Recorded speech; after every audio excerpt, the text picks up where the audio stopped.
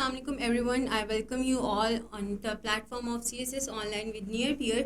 आज जो टॉपिक हम डिस्कस करने जा रहे हैं वो है फाइनल ईयर बजट 2025 टू 2026। आपको पता है कि बजट जो है वो अगले फाइनेंशियल ईयर के लिए नेशनल असेंबली के अंदर प्रेजेंट हो चुका है। So as a CSS aspirant हमारे लिए ये बजट क्यों इम्पॉर्टेंट है, ठीक है, हमने ये बजट पढ़ के करना क्या है। तो बच्चों ये बजट इम्पॉर्टेंट है क्योंकि बजट का एक चैप्टर है हमारे पाकिस्तान अफेयर्स के टॉपिक में। अगर हम वो टॉपिक मिस भी करते हैं तो फिर भी हमारे लिए बजट पढ़ना इम्पॉर्टेंट है, क्योंकि बजट के अंदर डिफरेंट सेक्टर्स जैसे एजुकेशन सेक्टर, हेल्थ सेक्टर की बात होती है और ये सब कुछ हमारे लिए बहुत इंपॉर्टेंट होता है जब हमने एनालिसिस बेस्ड अपने आंसर्स को लिखना होता है। और क्रिटिकल एनालिसिस के लिए ये सब चीज़ें बहुत इंपॉर्टेंट होती हैं। और आपको पता है CSS के हर क्वेश्चन से पहले आपको क्रिटिकल एनालिसिस का वर्ड तो मोर और लेस मिलता ही मिलता है, ठीक है। जो हम चलते हैं अपने फाइनल ईयर बजट की तरफ। बजट बेसिकली बनता क्यों है, बजट जो है उसे बनाने की ज़रूरत क्यों पेश आती है। सो अगर हम article 80 constitution of Islamic Republic of Pakistan 1973 का अगर हम आर्टिकल 80 देखें तो वो फेडरल गवर्नमेंट को बाउंड करता है कि वो हर साल नेशनल असेंबली के अंदर पूरे फाइनेंशियल ईयर का एक बजट देगी। सो इस बजट के अंदर लेट से जैसे अगर हम इसको एक बिल्कुल सिंपल एग्जांपल में देखें तो एक घर का बजट होता है जिस तरह से, और उन्होंने किया होता है कि लेट से हमारे पास जो है वो पर मंथ 40,000 है। सो 40,000 में कितना हमारा इलेक्ट्रिसिटी का बिल जाएगा, 40,000 में से हमारी जो है वो हेल्थ के लिए हम कितना रख रहे हैं, मतलब दवाइयों वगैरह के लिए 40,000 में से हमारी ग्रॉसरी कितने में आएगी। सो इसी तरह एक पूरी कंट्री का भी एक बजट होता है और ऑब्वियसली ये बजट बिलियंस और ट्रिलियंस में होता है कि कंट्री के किस सेक्टर के लिए, सेक्टर वाइज इस बजट को फिर डिवाइड किया होता है, कंट्री के किस सेक्टर के लिए कितना बजट एलोकेट किया जाएगा, ठीक है। सो बजट जो है वो 2025 से 26 फाइनेंशियल ईयर के लिए जो बजट है वो 17.6 ट्रिलियन है, जबकि जो पिछले साल का बजट था जो फाइनेंशियल ईयर अभी ख़त्म हुआ है वो 18.78 ट्रिलियन था। लाइक स्लाइटली कम बजट है जो पिछले साल जितना आया था, ठीक है। सो अभी हम इस बजट की ब्रेकडाउन तो देखेंगे, लेकिन आज जो चीज़ हम एक्सक्लूसिवली डिस्कस कर रहे हैं इस सीरीज़ में वो है बजट की डिस्कशन एजुकेशन सेक्टर के लिए। सो ये टॉपिक, ये जो लेक्चर है ये उस चीज़ के लिए इम्पॉर्टेंट है जब आप एजुकेशन के ऊपर ऐसे लिखोगे, जब आप एजुकेशन को लिखोगे अपने पाकिस्तान अफेयर्स के पेपर में या एजुकेशन पे बात करोगे अपने करंट अफेयर्स के पेपर में, ठीक है। आने वाली सीरीज़ के अंदर हम बाकी सेक्टर्स की भी बात करेंगे और ओवरऑल भी देखेंगे कि पिछले जो है वो बजट और इस बजट का क्या डिफरेंस था। पिछले बजट का जब हमारे पास इकोनॉमिक सर्वे आया तो उसके क्या मतलब इफ़ेक्ट्स थे, क्या उस बजट की वजह से कोई पॉजिटिव इम्पैक्ट्स आए कंट्री के ऊपर या नेगेटिव इम्पैक्ट्स है, क्या वो बजट अपने टारगेट्स को अचीव करने में कामयाब रहा या नहीं। सो हम अगर एजुकेशन के जो डिफरेंट सेक्टर्स हैं, लाइक अब एजुकेशन के भी तो सब सेक्टर्स हैं ना, हमारे पास प्राइमरी एजुकेशन होती है, सेकेंडरी, टर्शरी, उसके बाद हमारे पास जो है वो आ जाती है कि एजुकेशन के आगे फर्दर स्किल डेवलपमेंट और बहुत सारे आपको पता है अब और भी प्रोग्राम्स चल रहे हैं और जिनके हम आगे जाके बात करेंगे। सो इसके अंदर अब आपको ना 3 कॉलम्स नज़र आ रहे हैं। जो फर्स्ट कॉलम है ये बजट एस्टीमेट था लास्ट ईयर के बजट का, ठीक है, बजट एस्टीमेट 2025 से और 24-25 के ईयर का। सो जो दरमियान वाला आपको कॉलम नज़र आ रहा है ये रिवाइज्ड एस्टीमेट्स थे उस बजट के, और जो ये लास्ट वाला आपको कॉलम नज़र आ रहा है ये है basically budget estimate financial year 25-26 के लिए। और अगर हम इन तीनों को स्टैट्स को देखें तो आपको बहुत ही माइनर सा डिफरेंस नज़र आ रहा होगा। जो पिछले बजट में अगर tertiary education affairs and services के लिए 79,312 जो है वो अगर बजट एलोकेट किया गया था, तो अब वो जो बजट है वो 82,012 एलोकेट किया गया है।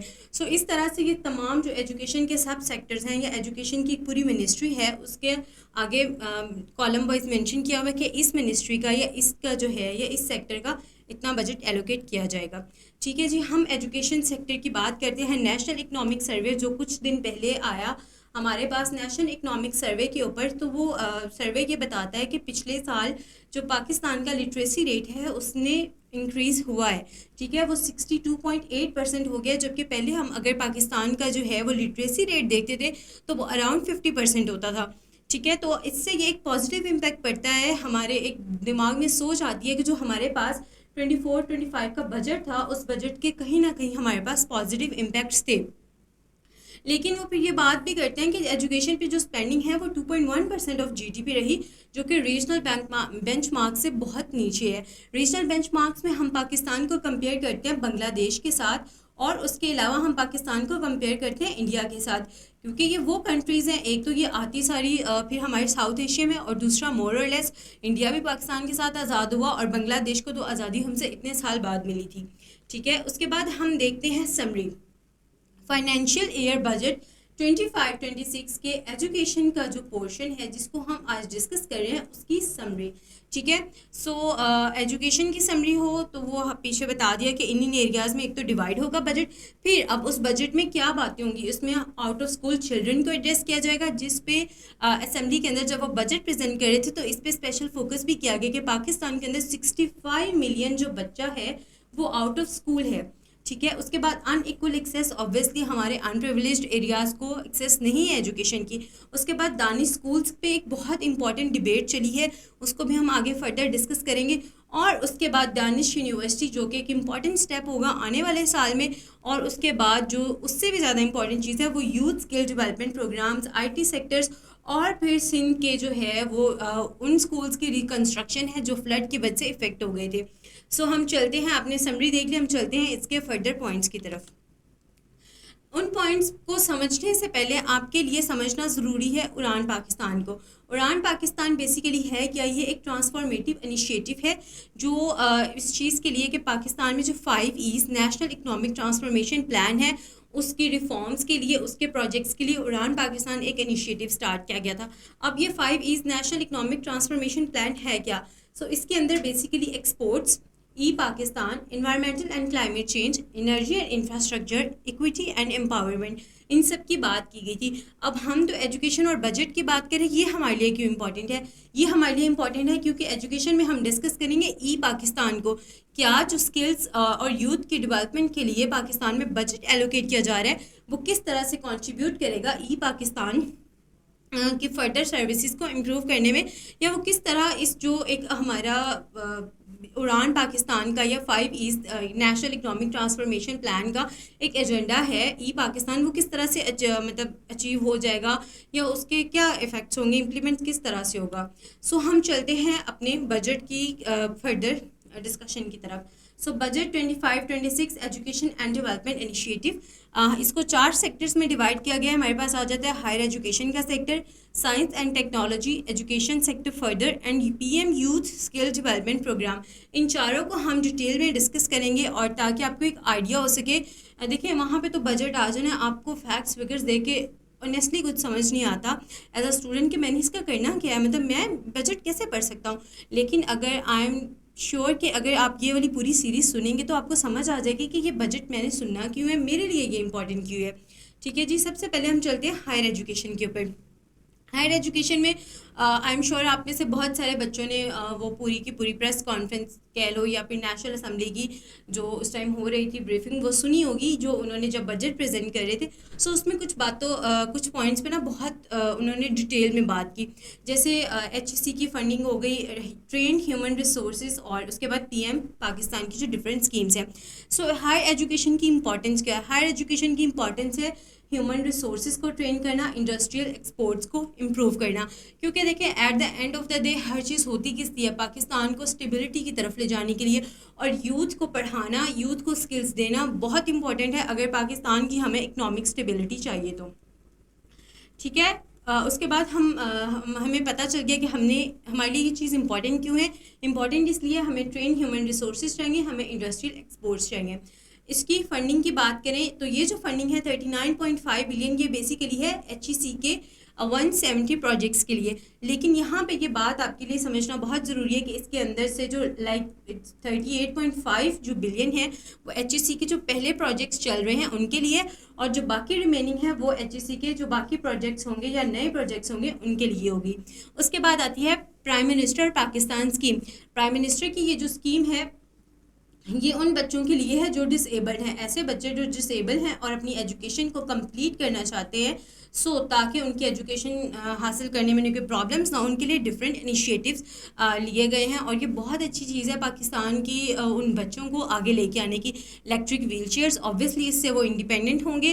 उनके लिए कस्टमाइज लैपटॉप्स और ऑडियो विजुअल एड्स। देन हम आते हैं साइंस एंड टेक्नोलॉजी के ऊपर। इसका एम क्या है? इसका एम है knowledge based economic growth, competitiveness, innovation, human resource development. देखिए नॉलेज जो है हमारे पास साइंस एंड टेक्नोलॉजी, जब हम अपने कॉम्पिटिटर्स को देखते हैं, इवन हम साउथ एशिया के अंदर ही अगर देखते हैं, सो हमारे पास बहुत सारे, लाइक चाइना है, हमारे पास इंडिया है। चाइना हमसे 1 साल बाद आज़ाद हुआ, इंडिया हमारे साथ, उसको इंडिपेंडेंस मिली। वो लोग साइंस एंड टेक्नोलॉजी में किधर हैं और हम लोग बहुत पीछे हैं अभी इस चीज़ में। उसके लिए बहुत इंपॉर्टेंट है हम अपने साइंस और टेक्नोलॉजी के सेक्टर में इन्वेस्ट करें। अलाइन विद उड़ान Pakistan national economic transformation plan. उड़ान पाकिस्तान आपके साथ स्टार्ट में डिस्कस कर लिया, और उसके आगे उसके जो है वो 5 E's भी बता दिए थे। फंडिंग इसकी जो है वो 4.8 बिलियन फॉर 31 ऑनगोइंग स्कीम्स। देखिए बच्चों, आपको ये जो है वो फैक्ट्स याद रहें या ना रहें, लेकिन अगर आपके नज़र से ये वीडियो गुजरी होगी तो आपको ये ज़रूर याद होगा कि साइंस और टेक्नोलॉजी बहुत इंपॉर्टेंट है। और यकीन करें कि वहाँ पेपर में सिर्फ ये लिख के आना कि साइंस और टेक्नोलॉजी बहुत इंपॉर्टेंट है, हमें इन्वेस्ट करना चाहिए। अगर आप उसके साथ ये पॉइंट लिख दोगे ना कि लाइक जो हमारा बजट है उसके अंदर ये चीज़ें दी गई और इसको उड़ान पाकिस्तान के साथ जो है वो अलाइन किया गया, तो आपके पेपर की वट ऑब्वियसली भर जाएगी। ठीक है, उसके बाद आती हैं की स्कीम्स की। इसके अंदर स्कीम्स क्या हैं? लाइक हमने बात तो कर ली साइंस एंड टेक्नोलॉजी की। अब साइंस एंड टेक्नोलॉजी में हमारे पास फर्दर आता क्या है? तो हमारे पास फर्दर आता है पाक Korea PV model testing facility, semiconductor chip design facilitation centre, printed circuit board facility upgradation and medical cannabis green house biotech. अब आपको ये चारों नहीं भी याद रहते तो इसके अंदर से कोई 1 से 2 भी आप लिख के आ सकते हो। ठीक है, उसके बाद हम चलते हैं एजुकेशन सेक्टर की तरफ। एजुकेशन सेक्टर में अब जो फर्दर हमने इसकी ब्रेकडाउन की हुई है, इसको हम आगे चल के एक एक करके डिस्कस करते हैं। ओके, एजुकेशन के अब जो है पूरा का पूरा एजुकेशन सेक्टर, हम इस पर क्यों इतना फोकस करें कि हमने एजुकेशन को आज कंप्लीट करना है, हमने एजुकेशन का देखना है कि हमारे बजट के अंदर एजुकेशन पे क्या क्या कितना बजट दिया गया है और किस किस सेक्टर के लिए कितना बजट दिया गया है, और मतलब दिया क्यों गया है। हमारे लिए क्या एजुकेशन इतनी इंपॉर्टेंट है? जी बिल्कुल, हमारे लिए एजुकेशन इंपॉर्टेंट है, और फिर उससे भी ज़्यादा इंपॉर्टेंट है क्योंकि हमारे इतने मिलियन जो बच्चे हैं वो आउट ऑफ स्कूल हैं, बच्चे स्कूल ही नहीं जा रहे। और उसके बाद हमारा जो गवर्नमेंट का एक इनिशिएटिव है वो ये कि क्वालिटी के इश्यूज़ को बेहतर करना है ताकि हर स्कूल के अंदर क्वालिटी एजुकेशन दी जा सके।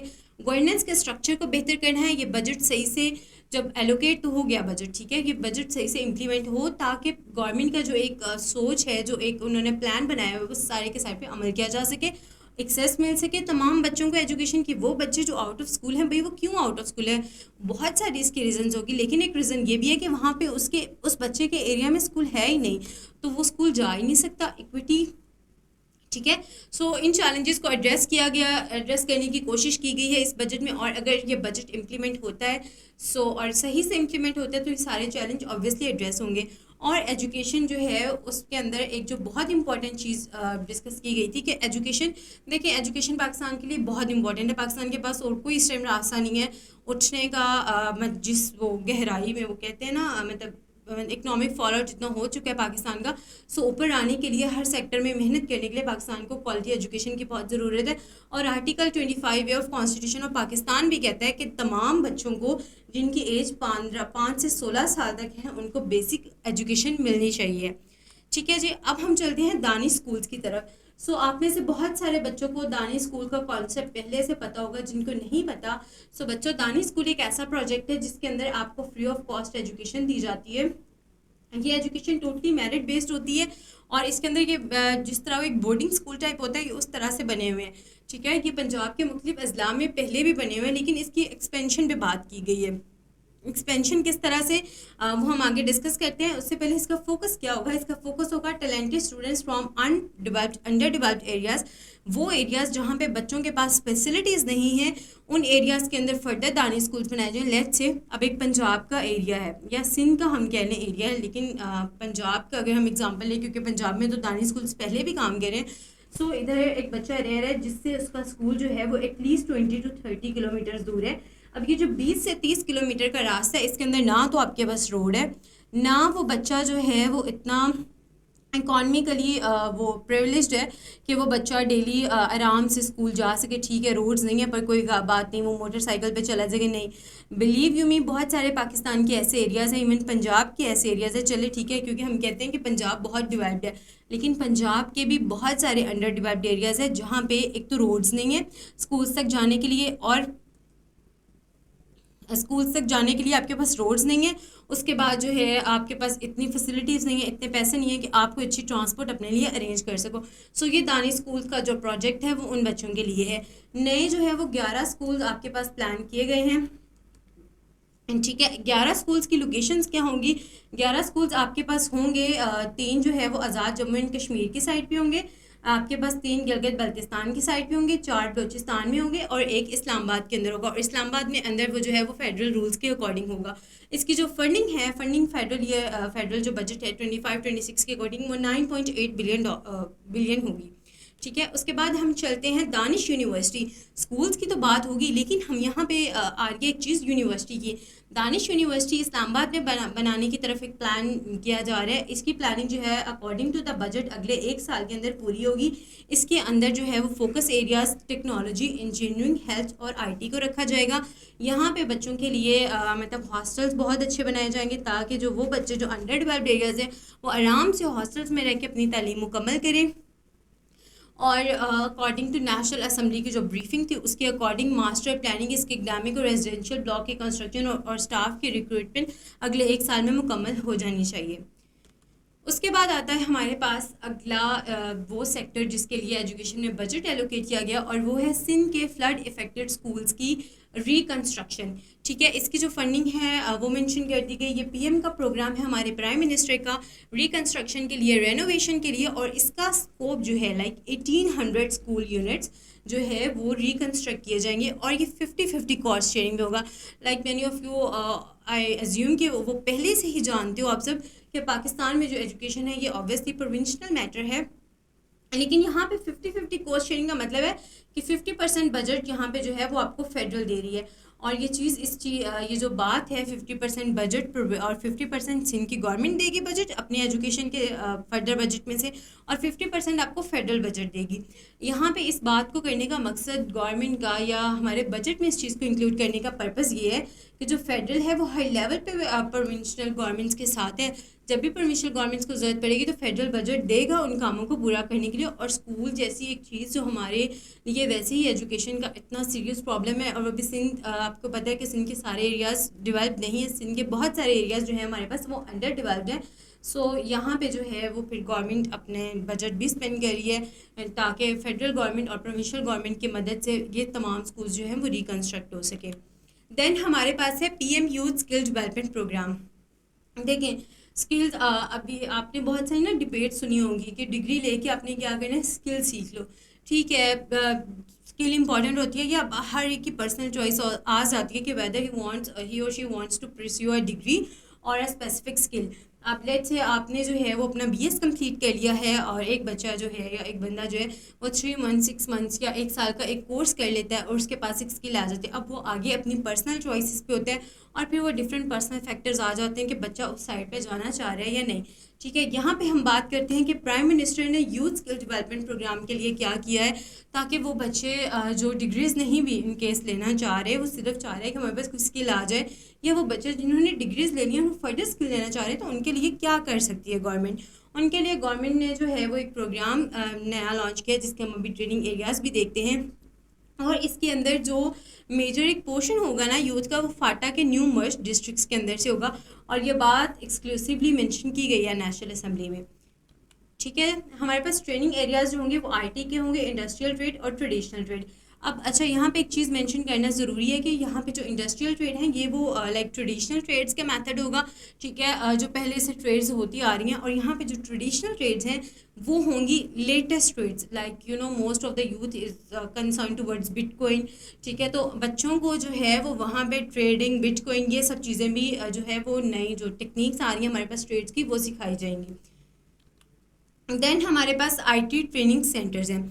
नए जो हैं वो 8 न्यू सेंटर्स जो हैं वो अर्बन सिंध के अंदर बनाए जाएंगे और इनका मकसद यही होगा कि जो है वो आईटी ग्रेजुएट्स की एम्प्लॉयबिलिटी को बेहतर किया जाए। अगर आप में से कोई बच्चा जो है वो एक्टिवली सोशल मीडिया फॉलो कर रहा है, सो हमारे एक सिविल सर्वेंट है, may be many of you already know him, ठीक है, हमजा शफकात, और उन्होंने एक अपना प्रोजेक्ट शेयर किया था बलूचिस्तान के अंदर, जहाँ पे उन्होंने एक पूरा आईटी सेक्टर टाइप बनाया, जहाँ पे बहुत सारे अब कंप्यूटर लिटरेट्स को ऑब्वियसली जॉब्स मिलेंगी। सो यहाँ पे की बात करने का एक तो ये मकसद है कि पाकिस्तान में काम हो रहा है, and if you are going to be a civil servant, तो आप इन चीज़ों को अपने माइंड में रखो कि ये हम एज अ वे फॉरवर्ड लिख सकते हैं, ये बात हम एज अ वहाँ पे मतलब लिख सकते हैं कि हमारे काम करने से बहुत सारी चीज़ें बेहतर हो सकती हैं, ये पॉइंट हम गवर्नेंस में लिख सकते हैं। सो आई होप कि इस पॉइंट से आपको अंदाज़ा हो जाए कि मतलब सोशल मीडिया के भी पॉजिटिव इम्पैक्ट्स बहुत ज़्यादा हैं, और ये देखें अब ये वाला टॉपिक जो है वो आपके सोशल मीडिया के टॉपिक में भी कवर हो जाएगा, ठीक है। उसके बाद एडिशनल एजुकेशन प्रोजेक्ट्स की बात की जाए तो अर्ली चाइल्डहुड एजुकेशन सेंटर्स का क़याम। देखिए मतलब अगर एक बच्चे को बचपन से ही तालीम नहीं मिलेगी तो बहुत मुश्किल है उस बच्चे को आगे जाके एजुकेट करना। So early education childhood education centres बहुत अच्छा इनिशिएटिव है गवर्नमेंट का। उसके बाद कंप्यूटर लैब्स, ये भी लाइक एक बहुत अच्छा इनिशिएटिव है। लेट्स एक बच्चा है वो फ्री लॉन्चिंग करना चाह रहे हैं, ठीक है, उसकी आर्टिकल राइटिंग के ऊपर बहुत अच्छी ग्रिप है, या उसकी जो है वो एसईओ पे बहुत अच्छी ग्रिप है, बट लेकिन वो कर नहीं पा रहा। वो क्यों नहीं कर पा रहा? उसके पास में भी लैपटॉप नहीं है, वो लैपटॉप अभी अफोर्ड नहीं कर सकता।